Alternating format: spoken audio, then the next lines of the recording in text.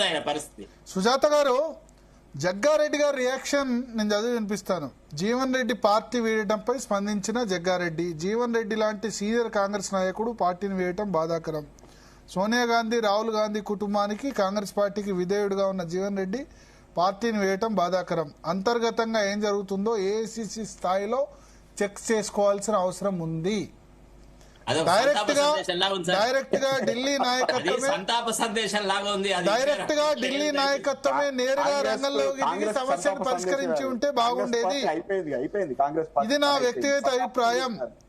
ఎర్రంరెడ్డి తిరుపతి రెడ్డి గారు కాంగ్రెస్ పని అయిపోయింది అని మీరు అందరి మధ్యలో డిస్టర్బ్ చేయకండి. నేను చెప్పింది వినండి, తర్వాత మీకు అవకాశం వచ్చినప్పుడు మాట్లాడండి. పని అయిపోయింది అని మీ పని ఆడున్నదో వెతుక్కుంటున్నారు, మీకు పని ఆడ దొరుకుతుందని వెతుక్కుంటున్నారు. పని అయిపోయిందని మా పార్టీ మీద ఎడుస్తేట మీకు ఈడ ప్రతిపక్షంలో ఉన్నప్పుడు కాంగ్రెస్ లో ఉంటారు, అధికారంలో పోగానే అడిపోతిరి.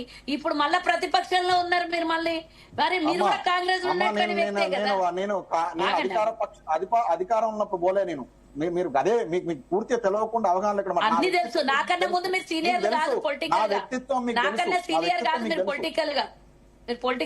నేను చాలా సీనియర్ నమ్మా, మీకంటే నేను చాలా సీనియర్. మేము పుట్టిన నేపథ్యం రాజకీయ నేపథ్యం.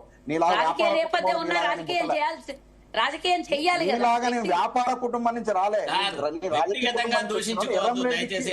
వంశానికి ఒక చరిత్ర ఉంది, ఉండొచ్చు, లేదని ఎవరు అనలేదు మీకు. బట్ మీరు వ్యక్తిగతంగా మాట్లాడినందుకు నేను మాట్లాడాల్సి వచ్చింది. కానీ నేను ఒక విషయం తెలియజేస్తున్నా, ఈ రోజు జీవన్ రెడ్డి గారికి మేము ఈ రోజు పార్టీలో నుంచి పోయిండు కాబట్టి ఈ రోజు దూషించడం అని కాదు. నేను ఇందాకనే చెప్పిన, నేను అత్యంత గౌరవించే రాజకీయ నాయకుల్లో జీవన్ రెడ్డి గారు కూడా ఒకరు అని చెప్పాక ఈ రోజు పార్టీని వీడినందుకు నేను I'm in the party, with in the party. ఇలా కాంగ్రెస్ పార్టీని డైరెక్ట్ గా కాల్ చేసి లేకపోతే ఇంటికి వెళ్తే వేరే విధంగా ఉండేదేమో. ప్రాబ్లం రేవంత్ రెడ్డితోనే వచ్చింది జీవన్ రెడ్డికి, మిగతా వాళ్ళతో ప్రాబ్లం లేదు. అరే మీరు అలా అనుకుంటే ఎలాగైతుందండి? ఆయనే చెప్తున్నారు. ఇప్పుడు వేరే ఎవరు మహేష్ కుమార్ గౌడ్ తిట్టారా, ఉత్తమ్ కుమార్ రెడ్డిని తిట్టారా, వేరే ఎవరు కదా. మరి ఇప్పుడు ముఖ్యమంత్రి ఆయనే ఉన్నాడు కాబట్టి ఆయనకు పదవి ఇవ్వలేదు కాబట్టి తిట్టాడు. ఆయన ఎవరు పదవి ఇస్తారు? సీఎంఏ కదా ముందు. ఎందుకు ఇవ్వలేదు అని అంటే అందరికి అన్ని అవకాశాలు వస్తాయా? అందరికి అన్ని అవకాశాలు వస్తాయా? కాంగ్రెస్ 14 సార్లు టికెట్ ఇచ్చినప్పుడు అనలేదే మరి?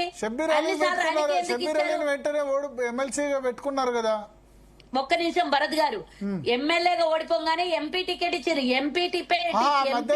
ఓడిపోయిన తర్వాత కూడా ఆయన ఏమన్నాడంటే, ఎమ్మెల్యేగా ఓడిపోయిన తర్వాత కూడా నేను ఎమ్మెల్సీగా ఉన్నా, ఎమ్మెల్సీగా నన్ను డైరెక్ట్ గా మంత్రివర్గంలో చేర్చుకోవచ్చు కదా, శాసన మండలి లీడర్ నేనే కదా. మరి నేను ఇందాక శరత్ గారు అన్నదే నేను చెప్తున్నాను. శరత్ గారు, సంగప్ప గారు అన్నది నేను కూడా అదే చెప్తున్నా. ఇప్పుడు సొంత లాభం కోసం పోరాటం చేసిండా, పార్టీ కోసం పోరాటం చేసిండా? అలాంటి వ్యక్తి ముఖ్యమంత్రి గారి మీద దూషించడము అవసరమా? తన సొంత లాభం కోసం మాట్లాడిండి తప్పించి, నేను ఇందాక ఒక మాట అన్నా, వారి మీద గౌరవం ఉంది, నేను ఇలా అనాలో అనొద్దో నాకు తెలీదు, కానీ నేను అడుగుతున్నా, ఆయన వెనకాల ఒక్కడం కూడా పోమని క్లియర్ గా చెప్పిండ్రు. ఇంకొక విషయం భరత్ గారు నేను చెప్తున్నా, ఇక్కడ మీరు సంజయ్ గారు వస్తే ఇమ్మడలేరు కదా, ఇప్పుడు మీరు టీఆర్ఎస్ లోకి పోతున్నారు. ఇప్పుడిప్పుడే అక్కడ ఎమ్మెల్యే పోయిన తర్వాత సెకండ్ క్యాడర్ ఎదుగుతోంది అక్కడ. వాళ్ళు అక్కడ ఉన్న వాళ్ళు, నేను నిన్న పూర్తి స్థాయిలో మొన్న 2 రోజులు ఎంక్వైరీ చేసిన జగిత్యాలలో పరిస్థితి ఏంది. వాళ్ళేమంటారు, సంజయ్ అక్కడికి పోతే ఈయన భరించలేడు కదా, మరి ఈయన ఇక్కడికి వస్తే మేమంతా ఎందుకు భరించాలి అని వాళ్ళు అడుగుతున్నారు. మరి జీవన్ రెడ్డి గారు దీనికి సమాధానం చెప్తారా? నీకేం బాధ? నాకేం బాధ అంటే ఆయన మాటలు మా పార్టీ చెప్పాలా?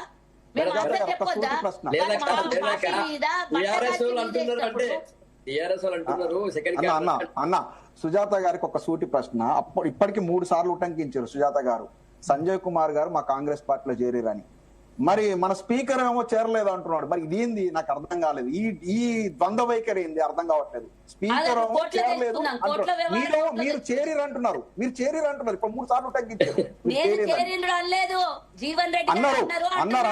అన్నారు మీరు ఇక్కడికి వస్తే వినండి తిరుపతి రెడ్డి గారు, ఈయన ఇక్కడికి వస్తే నేను ఇమ్మడలేని అంటున్నాడు కదా, ఈయన అక్కడికి వెళ్తే ఆ పార్టీ నాయకులు ఇమ్మడగలుగుతారా? ఇంత ముందు మీరు చర్చ బ్యాక్ అదే చెప్పినా కాంగ్రెస్ ఇప్పుడు అదే పార్టీలో చెప్తున్నా, కాంగ్రెస్ పార్టీలోకి ఆయన వస్తే నేను ఇమడలేను అంటున్నాడు. వస్తే కాదు వచ్చిందని చెప్పారు ఆల్రెడీ మీరు.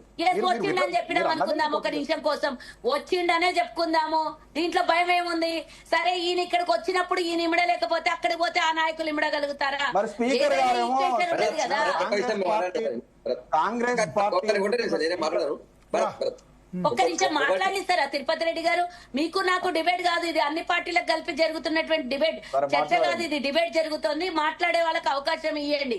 నేను ఒకటే చెప్తున్నా, ఇందాక తిరుపతి రెడ్డి గారు అంటున్నారు ఆయన మొత్తం జిల్లా ఉమ్మడి జిల్లా ఆయన వల్ల టీఆర్ఎస్ చాలా బాగుపడిపోతుందంట. సంతోషం, బాగుపడని ఎవరొద్దన్నారు?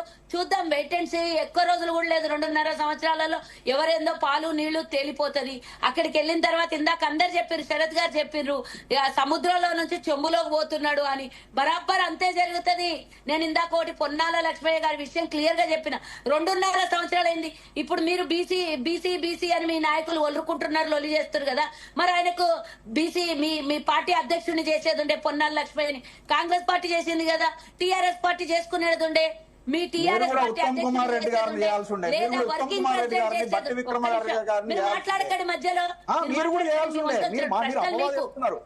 ప్రశ్నలు మీకే ఇస్తున్నా, మీ వంతు వచ్చినప్పుడు మాట్లాడండి. నేను అడిగేదానికి మీరు తర్వాత సమాధానం చెప్పండి, ఎంబడెంబడే సమాధానం కాదు. నేను అడుగుతున్నా, మరి మీరు నెత్తి మీద పెట్టుకున్నారు కదా పొన్న